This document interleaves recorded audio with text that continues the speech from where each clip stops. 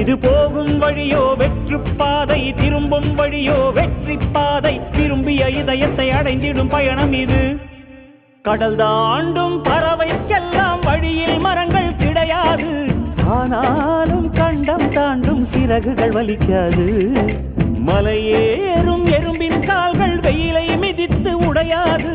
மனதோடு காதல் வந்தால் மனிதா தடையேது.